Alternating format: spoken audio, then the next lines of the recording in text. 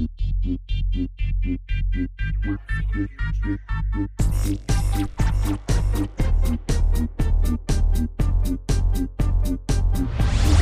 står her i hjertet af Paris, foran et stort avanceret sandslot, også kendt som Notre Dame-kirken. Vi står her, fordi at vi er på en pressetur for at se på en titel, der hedder The Saboteur. En titel, som kommer i en periode, hvor der kommer rigtig, rigtig mange andre store titler. Derfor så laver man lidt ekstra ud af det, for ligesom at få noget opmærksomhed omkring sådan en titel, der måske er lidt mindre. Samtidig så giver det også en mulighed for at vise jer, hvordan det egentlig ser ud, når man er på sådan en pressetur her for at se på en titel. Og det vil vi så gøre med en guided tur her i Paris.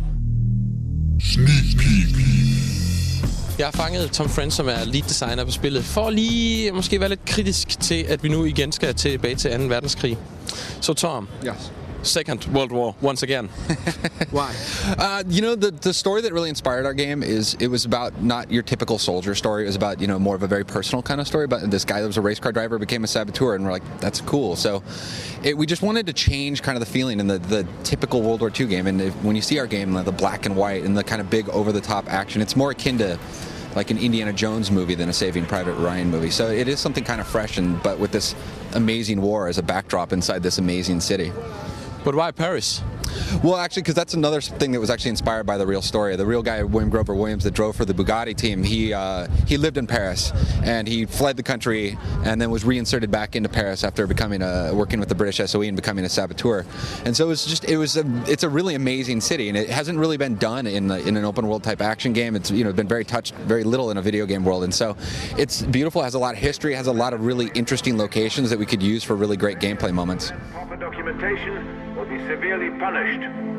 Report any subversive behavior to the nearest political bureau. There are no words for the pain this war has caused. We won't get another chance to break out. Spirit is also a casualty during war. There is no turning back now. May he find peace in the next world. Here's to you, brother. I'm just getting started. You're making this game black and white, but how does it affect the game? So when you're in an area that's black and white, it's the black and white represents the feeling of the occupation of the world. And as you play through the missions of the game, you'll actually do these big kind of grand acts of defiance, and the color will bleed back out into the world and inspire the people. So it is really about setting the mood, and what happens in those areas is when it's black and white, there's more occupation, there's more Nazis patrolling the areas, and then when the color comes out, the patrols thin out a little bit. There's still a Nazi presence in the area. They still control the Paris. You're not completely removing the occupation from Paris, but at the same time, you know, you inspire the people, and so you actually inspire the resistance to fight alongside of you in the color areas of the game.